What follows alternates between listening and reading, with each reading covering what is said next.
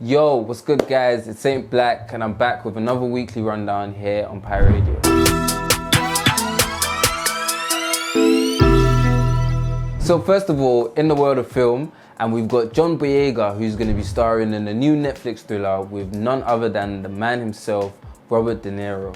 The film, titled Formula, is set to follow an American Formula One driver who basically becomes a getaway driver for the mafia in order to save his family. So it sounds like the film's going to be full of some action, some suspense, and obviously some drama along the way.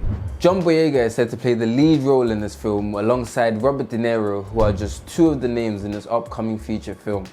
All of this comes after John Boyega's huge success with the limited series Small Axe, and obviously his nomination for Best Actor in a limited series made for TV. So comment below guys, let us know if you're excited, if you're looking forward to watching it, or if this ain't really your thing and you don't plan on seeing it at all. So while we're still talking about movies, the filming on the biopic of Princess Diana has finally begun.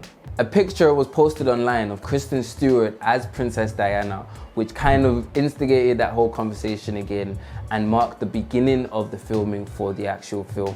The film, titled Spencer, is going to follow Princess Diana as she spends a Christmas weekend at Sandringham Estate with the royal family. We haven't got a specific release date yet, however it is scheduled to come out in the autumn of 2021. Saying this though, 2022 is the 25th anniversary of Princess Diana's death, so I feel like maybe wait until 2022 would actually make more sense. So comment down below, let us know what you think, if you're excited for this movie, or if you're even a big fan of Princess Diana at all. Now, over to the world of music, and we've got Fredo, who's finally released his highly anticipated second album, Money Can't Buy Happiness. Fredo took to social media last week to announce the release of the album by posting up the album's artwork along with the caption, Money Can't Buy Happiness. The album, said to be co-produced by Dave, came out yesterday the 29th of January and follows on from his debut album, Third Avenue, that came out in 2019. So if you haven't heard it yet, I suggest you get to it ASAP. Let us know what you think. Did you enjoy the album, or do you think maybe he should have gone in a different direction? Speaking of album releases, Chip's mixtape Snakes and Ladders came out yesterday as well, so if you haven't listened to that, I suggest you add that project to your playlist. So let us know what album you preferred, or if you think they both banged equally.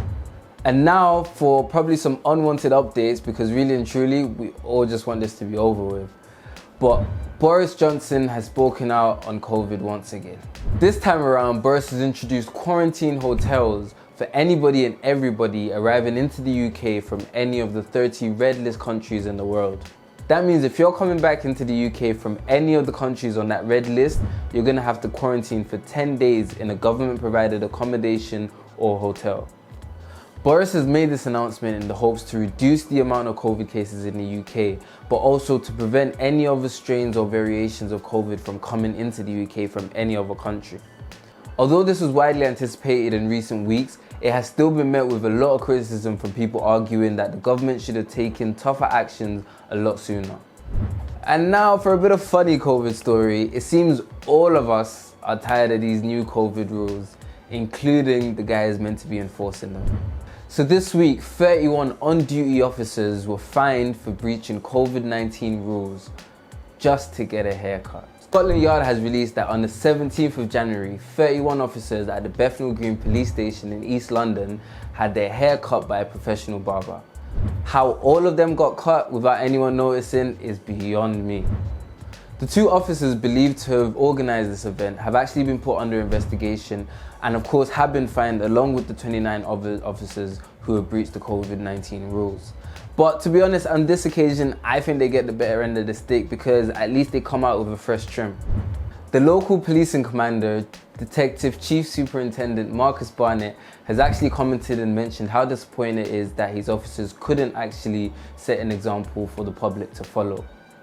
This is all funny to be honest because it comes just days after it was revealed that 9 officers in the Greenwich branch were actually fined for breaching COVID-19 rules as well, this time for meeting in a cafe for breakfast. So that's it from me. I've been Saint Blck and you've been locked into the weekly rundown here on Pirate Radio.